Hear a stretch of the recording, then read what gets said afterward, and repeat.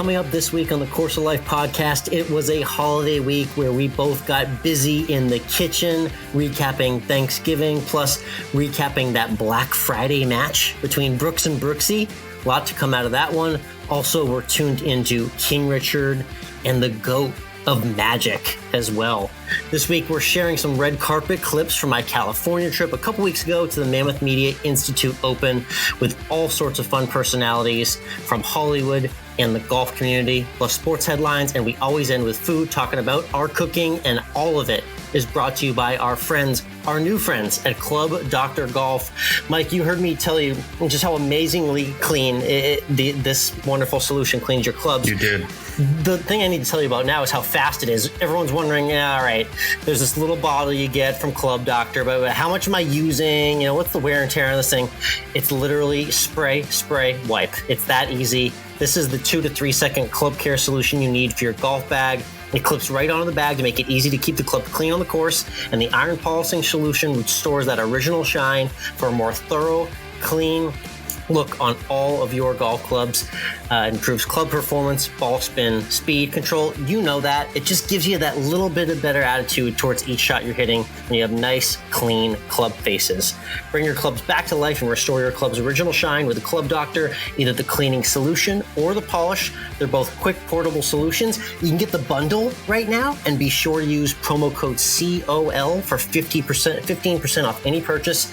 This is the perfect stocking stuffer gift for any golfer in your life. So check out clubdrgolf.com and use promo code COL for 15% off of your Club Doctor today.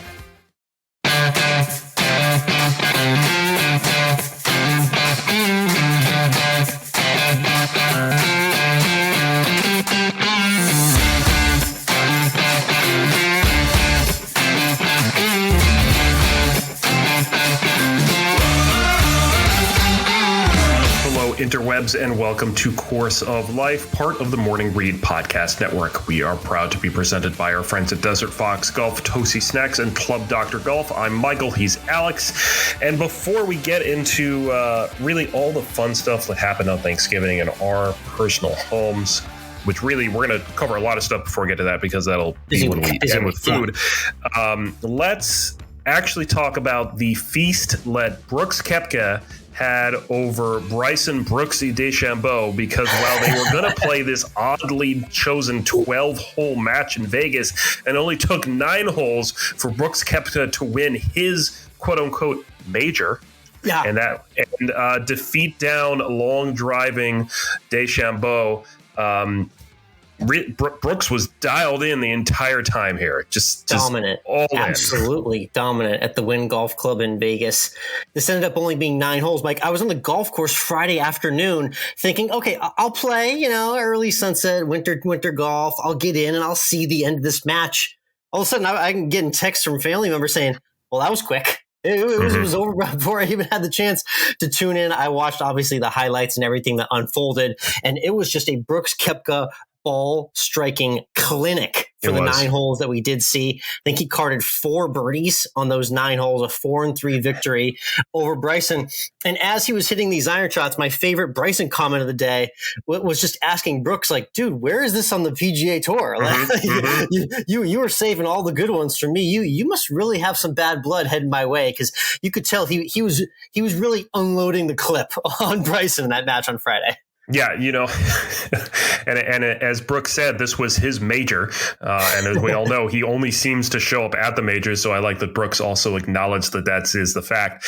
And of course, then at the very end, we had to ask the question whether these two had instantly become best friends, which both said no awfully quickly. So very quickly, so quickly that they're telling the truth. They weren't even going to try and BS their way around that question, being like, after seeing him today, got a little more respect. Nope, don't have any more respect for the guy at all. There was none of that. No love lost, indeed, between the two. So I guess, as lame as we kind of played the whole build-up and thinking this was going to be the end game, I actually appreciate that they didn't just kiss and make up like we thought this arc might end. So I appreciate that there might be another chapter in the story, whenever that is. truly bad blood between the two. And I like that Brooksy really brought his game on Friday. It was fun to see the dominance. And honestly, we haven't really seen Koepka just dominate on the golf course like that in a while. It's fun to see him in that go-get-it mode. All right, so this now begs the question, Brooks Koepka, how many majors is he going to win this next season? Yes, that's right.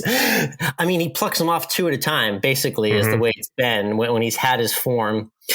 I mean, I'm going to get suckered into picking him a bunch of times just because I always do. We'll resume those Twitter picks eventually. But yeah, I don't know. I put him down for one, I guess. Yeah, it feels like this could be a time of his career where he's due for one more bomb of a week to show up at a major championship venue. Wouldn't put it past him. Not sure what the future holds for Bryson, but I will say, Mike, Brooks dominated in 9 holes, and then he went over to the Duke Gonzaga game in Vegas that night, and he was sitting courtside with Floyd Mayweather. So Lord only knows what happened when the two of those guys got together after Brooks collected his bounty for winning the match, partying with Mayweather all night in Vegas. I'm sure there were some stories to be had there. I'm sure there was, and I'm sure we'll get very little of those details out of either of them. Yes, that's right. Let's also talk about the press conference that they had before this match, because there were a lot of good zingers going back and forth as well during that. And that was with past guest Jake Adams and his Country Club Adjacent podcast crew. Yes. Phil Mickelson was there as well. Can we talk about Phil during this whole match? I mean, when is he going to finally jump full time into the broadcast booth? I know he's there. He wants to be center chair at the press conference. I mean, he wants a mic. It's clear that he wants to full-time be a part of this. So yeah, just hop in the booth, Phil. It's okay. You don't have to like ride around the whole time, but it was fun seeing him make his predictions. He obviously had his gigantic cup of coffee with him because obviously he has to carry that thing around with him everywhere. Personal and I just got to say, he's very invested in his personal brand. Yes, all 17 chemicals in that coffee, according to the joke made in the presser. But it was fun to see them go back and forth on each other. Jokes about Bryson's all natural physique were had.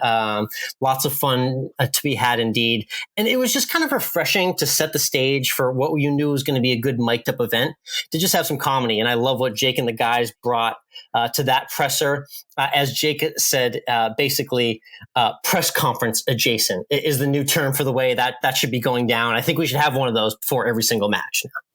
I wouldn't be opposed to something like that, especially if we can get a couple really kind of fiery guys up there to go back and forth and get some nice zingers going on instead of them just sitting in front of the press corps and just kind of, let's get DJ up there with, I don't know, who's a good one to go up against with DJ. I'm going to pick probably another bomber there. So, I mean, first of all, Pat Perez has got the biggest mouth on tour, so I'd love to see him. Yeah. JT can let it sling if you get him in the right environment. He hasn't done one of these matches yet, so that could be a guy that's on my radar soon. He'd definitely be fun in that press conference environment, especially with our stand-up buddies from Country Club Adjacent, too. That's right, indeed. And you actually also got a chance to meet up with the Country Club Adjacent hosts back a couple of weeks ago when you were at the Mammoth Media Institute Open out in California. And you got to chat with them on that first tee red carpet where you were set up all day. Let's take a quick second. Let's listen into that conversation you had with them back at the Open first tee. What's up? We got Friday Beers and the Country Club Adjacent team. The ladies of the podcast have joined us. Hello. How's ladies' days going so far? How is it out there? We're having quite a gals' day out here, let me tell you. Okay. Don't matter. We still pretty, Yeah. Don't matter. I can see it. Pretty well. Flo's looking great. Jake, how are we feeling today? How's the drives going so far? Drives have been absolutely atrocious, but it's not really my game. It's not really my game. So you guys are famous for backing people off of their tee shots. You back each other off? Has anyone backed each other off today so far? To a detriment to our friendship. Yeah. Vicious, savage, inside jokes, stuff that's too personal all the time. We're both in therapy too. Yeah. So literally we do. I joined couples therapy with him and his girlfriend because of what we do to each other. So saves us money. Yeah, it saves a lot of money. Very financially efficient. Yes. I'm really key about it today because we had an absolute meltdown in Florida, just based on the fact that we're in Florida. Yeah. But so we haven't. No shouts out to Florida, by the way. We haven't really been too harsh on each other today. Something in the air in Florida makes people violent towards their friends, and so we're glad we got out of there. Love that. That was the country club adjacent boys. I'm sorry, the ladies of the podcast, as they love to refer to themselves. Hilarious group of guys. Love what they're doing. And Mike, like I said, they're very famous for backing people off their swing. You know, they'll roast you so hard that they will get you to stop everything you're doing on the tee and just back off completely. Do you think you'd be able to get off a tee shot if you were just getting continuously roasted by 4 stand-up comedians, or would you get backed off eventually?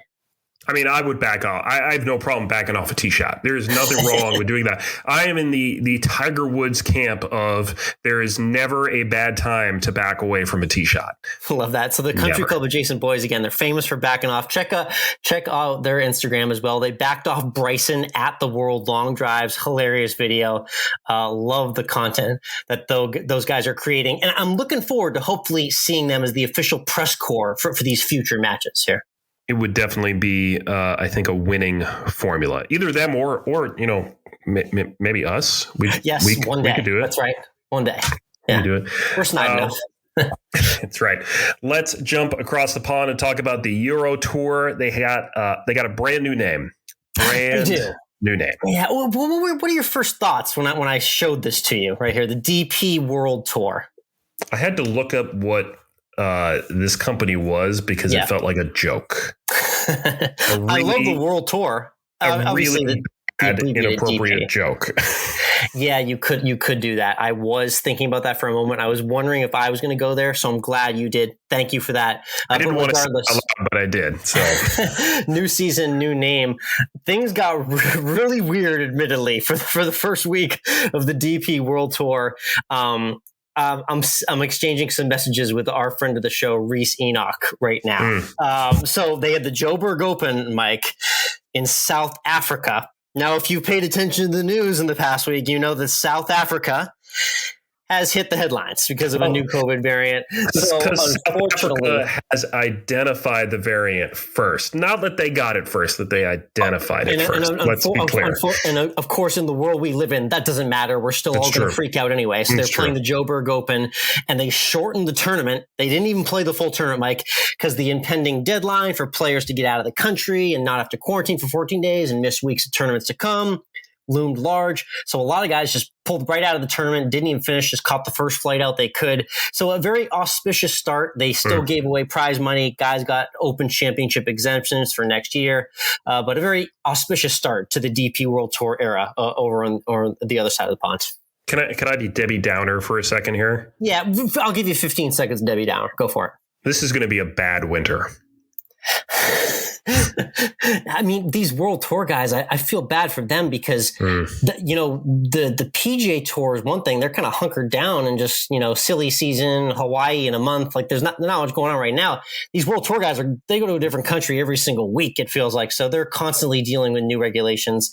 So another hurdle for our friends over on the European Tour, aka now the DP World Tour. But we'll keep you updated on all the events in the next couple weeks in South Africa there as well. We will indeed. For now, let's jump ahead to the tournament that is happening this weekend. There actually is a little mini tournament going on. It is the Hero World Challenge in the Bahamas. But the real reason I want to talk about this, and I'm sure you do too, is Tiger Woods. Of course, it's his event. He hosts it every year. As usual, we're recording this on a Monday evening. Tuesday morning, Tiger is going to give a press conference. He's going to talk more about his future. Yep. I can guess what he's going to say because of an interview that was posted on Golf Digest that he did, in which he's going to say what I've been saying all along. He is nowhere near ready to come back and compete. I know you want to pump the brakes. I'll keep hitting the gas for all the Tiger fanboys out there. Don't you worry. He even said he's not going to be playing anywhere near the level he used to, and that is okay. He's going to do just like Ben Hogan did. He's going to play one, maybe 2 or 3 tournaments a year. He's going to pick and choose the ones he wants, and that's going to be it. You're never going to see. He pretty much said he's never going to win a major again. He's probably not going to try to win a major again, and he is okay with that. Let's see how long that opinion holds up for Tiger Woods. I think he does mean that right now, But let's get to Masters season, and let's see if that changes come March when he starts to see the build up to Augusta. Let's see when we go by Sawgrass and Torrey Pines and Bay Hill and these events that he's won, 5, 6, 7, 8 times at, if he's going to pass them up on the calendar. Again, he, like you said, he is months to maybe years away from full recovery, but he's hinted at it already this week. It's not going to be a full schedule ever again. It never really was. He never really played more than 15 to 20 tournaments a year as a pro anyway. I'm thinking optimistically for the Tiger fanboys out there, he could latch himself onto a schedule that is the 4 majors and maybe 3 to 5 more events on the calendar, putting him somewhere in the 8 event range. And like you said, just cherry pick the courses where you're great. You know what I mean? Just make it even that more epic. And we always used to revel in those Tiger starts when we were kids because we knew he only played 15 or 20 times a year. Imagine the hype now if he's only playing about 6, 7, 8 times a year around those tournaments. That could be really cool to see if the return does come to fruition. I think he'll play on the PGA Tour again. I don't know if he'll make a cut. So I just stopped that right there just so we can clip that audio. I'm writing the date down on that right there. Okay. November 29. Okay. All right. Thank you.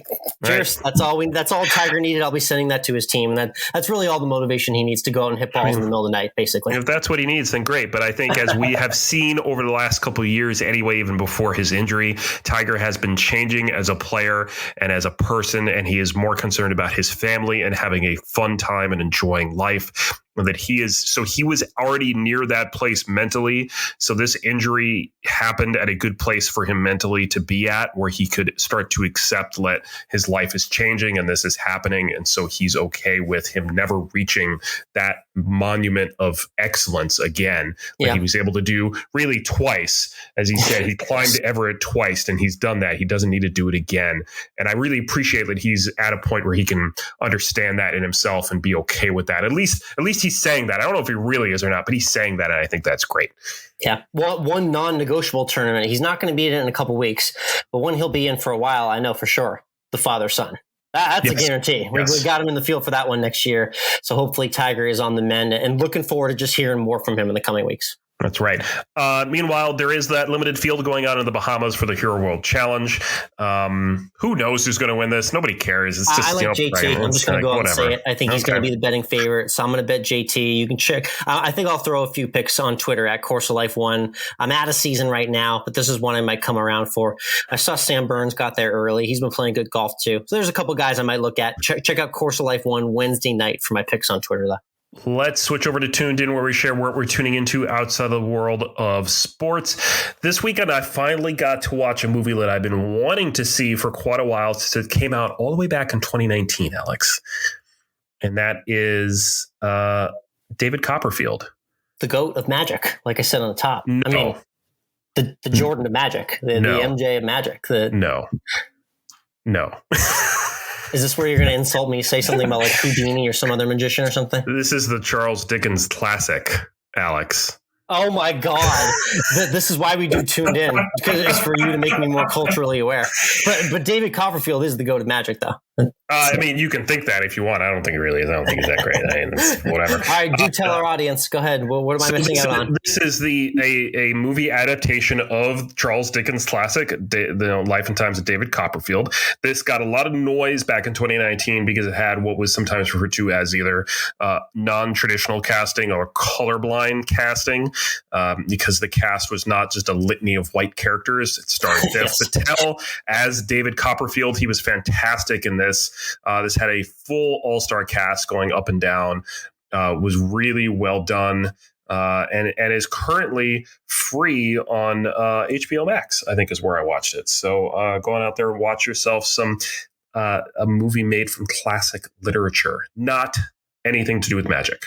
We're going to post a poll this week and say, when you think of David Copperfield, what do you think of? And we're going to put that to rest and see if I have. They're all going to think of magic, but that's because no one reads, anything anymore. Love that. My tuned in this week is a very relevant movie as well, too. A funny little moment happened to me when I had that California trip out to the Mammoth Media Institute Open. I took a walk down to Hollywood Boulevard because I'm a tourist and I had to see the touristy thing because I'd never been there. And lo and behold, I saw 1 million people in the street with their phones out. I'm like, I love commotion. I love celebrities. What the hell's going on here?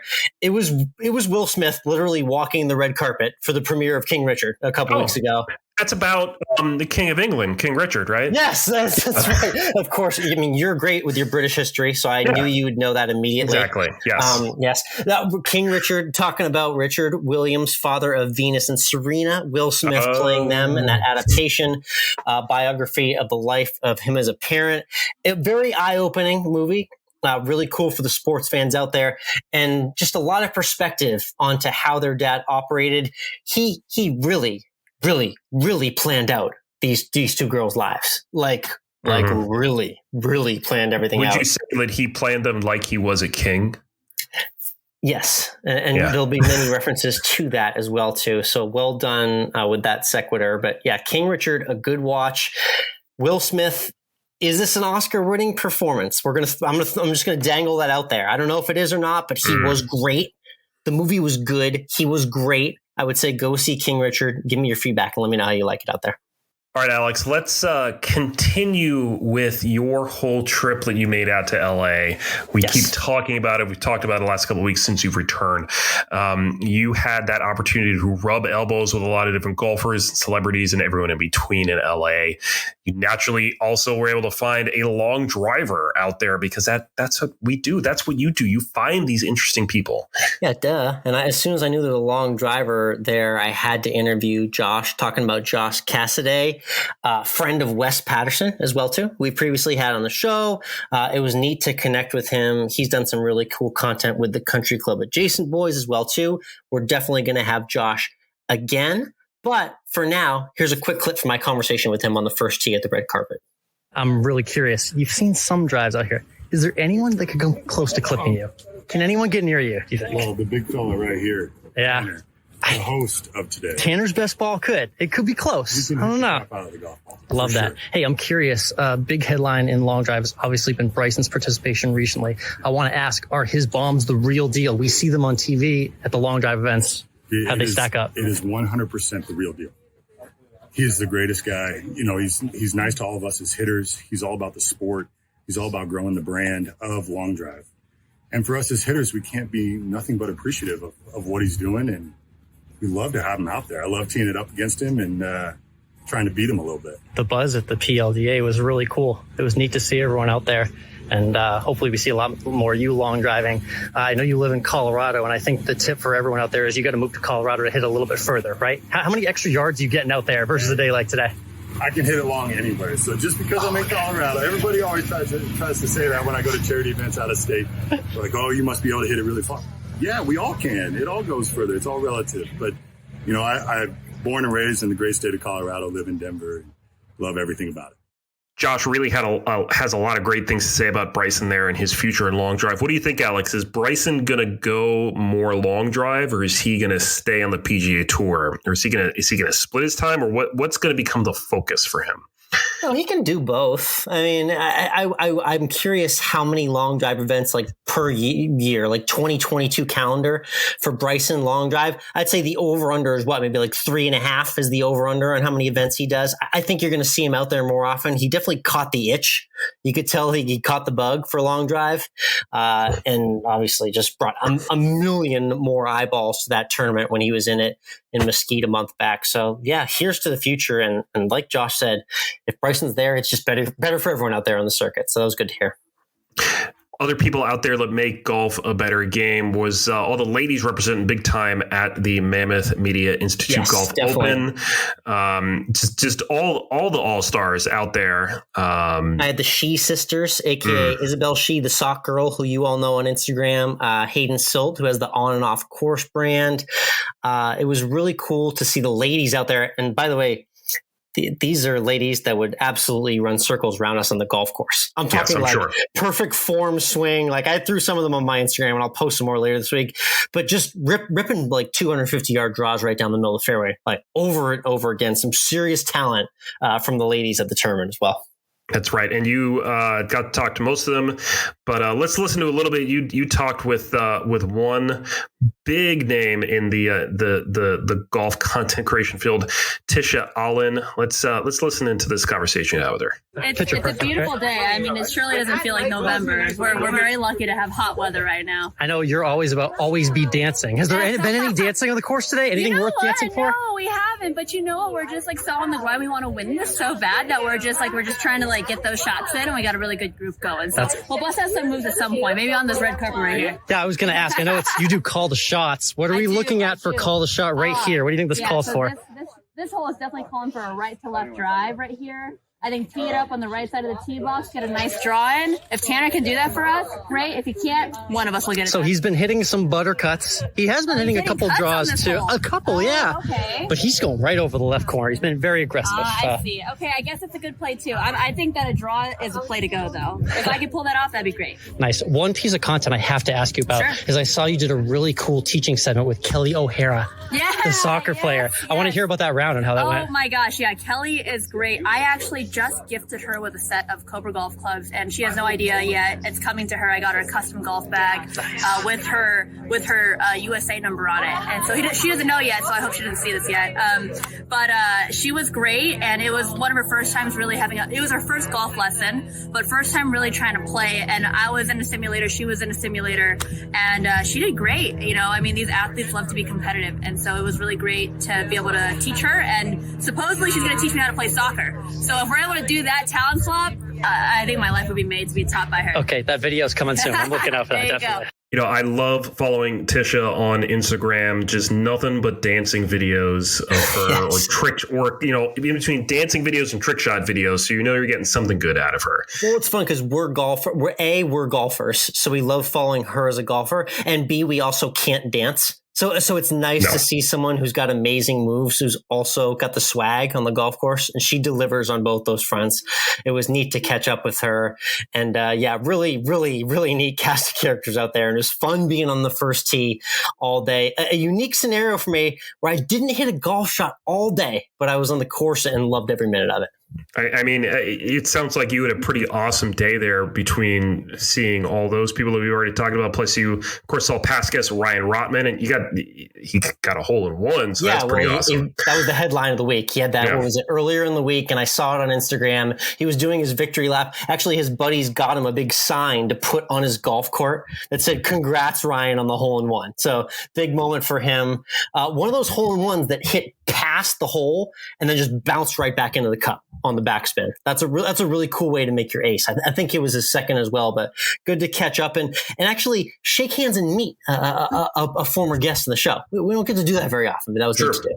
It's true, especially these days where everything is socially distanced, such as it is. And then, hey, you bet Thor's brother as well, right? I did, yes. I met a Hemsworth, yes. Yeah. It was cool to meet Aussie Luke Hemsworth. He's a friend of Tanner's who put the event on, and it was neat to catch up with him, get the team vibe. It was cool just interviewing each team on the first tee, do the vibe check, see what the drink of choice is, who hit the best shot, who hit the worst one.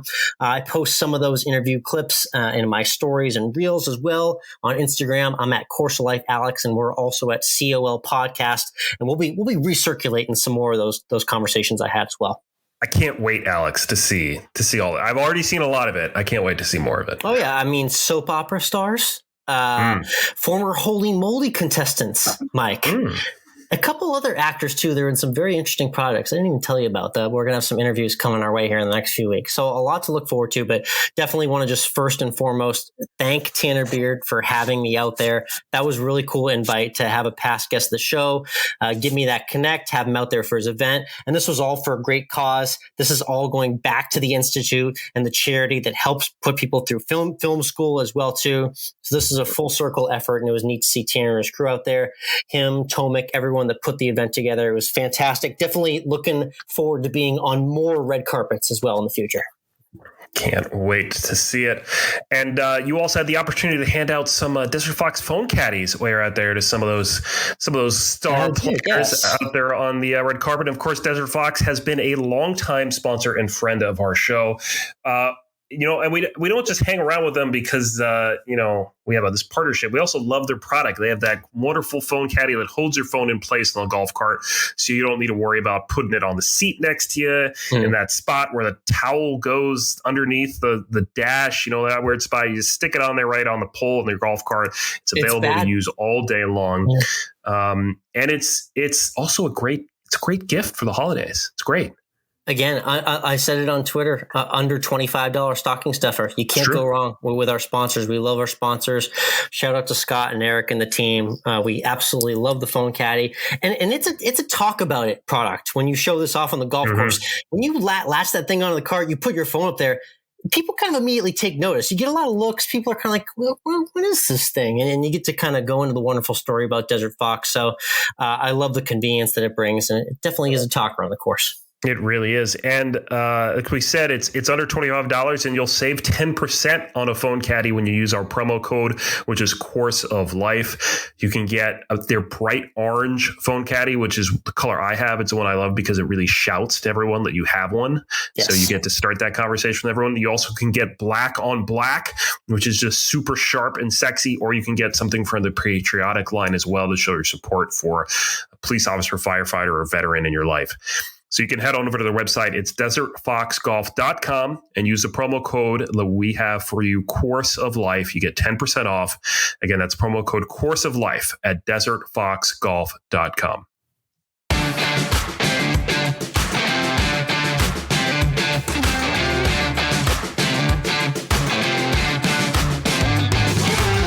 And we're back. Let's get right into college football, Alex, because this coming weekend, we're going to know who's playing in the big bowl games. My money is on Georgia to go all the way.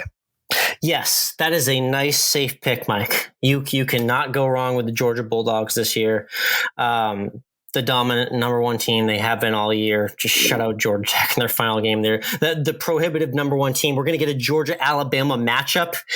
Alabama teetering with a loss now. They can't afford a second, but how they beat Georgia is beyond me. So, yes, safe to say Georgia locking themselves into the playoff. But it was a crazy Saturday this past weekend, rivalry weekend. We saw Michigan take down Ohio State finally in the snow. There was snow football everywhere. And Mike, whenever I see snow football, you'll appreciate this. What happens is the technology is not allowed to show us that wonderfully convenient yellow first down line anymore in the snowy field. And you remember what life was like before that thing? Boy, that's a really tough watch when you don't know where the first down marker is. Back in the day, yes. Like reminding kids that we used to have to call the movie theater to find out what movies are playing or look in the newspaper. Yes, shout out to the Seinfeld movie phone episode as well, too. Yes. If you're really desperate, you just call the movie phone. Yeah, it's true. I do want to shout out, though, that we've come to another end of college football season here. And once again, our alma mater, our Quinnipiac University Bobcats, are undefeated. They have not lost a single game this season. Go Bobcats. That is 93 seasons in running, Mike. People don't realize that that's the longest streak unbeaten in Division I football ever. Yeah. So it's We've something never lost a game. To throw our cap on there. Shout out to the Bobcats as well, too. But yes, obviously the college football talk going crazy right now. This Sunday, they predict the Final Four. Oh, God. I feel like Notre Dame's going to squeak in because chaos just seems right this year. So I don't know. Georgia, Oklahoma State, Notre Dame, Cincinnati, Bama. It's a mess. I'm really even having a hard time predicting the four, but I appreciate that we're at least getting some fresh blood in there and there's some new teams instead of the old usuals. Yeah, we'll get some fresh teams in there and then they'll promptly lose and we'll get our typical, final matchup. That's right. We'll see you in the championship for Georgia and Alabama, just like it always is. Always. One fun random shout out, Mike. I had 2 Texas Tailgates tour stops this season on my college football journey. And both teams that were featured in those games, you remember Texas State played against Baylor and the Texas Longhorns played against Oklahoma State. Baylor and Oklahoma State, they're going to meet in the Big 12 title game. So I saw 2 of those teams. They're now going to play in Dallas at Jerry ruled for the title. We'll see if one of them can sneak in the playoff. The only one that really has the chance, realistically, is Oklahoma State. But that's the wrap on college football for this week. It's a crazy one, and it'll be even crazier after we unveil the playoff on Sunday. That's right, indeed. The next thing we're going to talk about is something that I canceled last week, so I'm not going to talk about it. So I'm just going to let you go. Let me know when you're done. I'm going to go get a drink. So that's right. No. Patriots 6 in a row. More snow football as well, too. Shout out to the Pats for getting it done, 36-13. But I can't believe it, Mike. I'm going to work in 10 seconds of New York Giants football coverage because they show the lovely graphic on NBC Sunday Night Football where they list all the teams that are still potentially in the hunt. And guess what, my friend? You are in the hunt at 4-7. How does it feel? I'm sorry, what? I just put my headphones back on. I was getting a drink. Yeah, it was amazing to see that you guys made that graphic. But shout out to the NBC Sports production team, who are clearly New York Giants fans, for putting them on that graphic, being in the hunt at 4-7. The Patriots keep it rolling, and we'll check in next week and see what they do in Buffalo on Monday night. That should be a pretty good test. Let's #AlwaysEndWithFood. Yes, let's do it. Brought to you by our friends at Tosi, makers of the Super Bites. Tosi.com/COL. Our promo code is COL20. Get yourself some holiday healthy snacks today. Recapping Turkey Day, birthday week for you. Mm-hmm. Hanukkah's arrived, all the things. It was a great food week here. How did the turkey go? Did you cook it correctly? Turkey was great. It was super juicy. Had a nice long brine the day before. Spatchcocked, grilled, butter basted with this maple orange butter glaze that went on it the whole way through. It's great to do a turkey on the grill because it doesn't, it cooks quickly when it's spatchcocked. It was done in like an hour and a half. Your oven is available for all the side dishes that you need. All your friends are bringing what they need to heat up, so you don't need to worry about any of that. It was fantastic. But the biggest hit at my table, and I'm curious to hear what the biggest hit on your table was the flaky butter biscuits that I made out of Cheryl Day's new cookbook, Treasury of Southern Baking, who, by the way, we just interviewed on last week's brand new Always End with Food podcast. Hello. Great promo there. Always End with Food Pod on Instagram if you want to check that out. And that interview was a great one.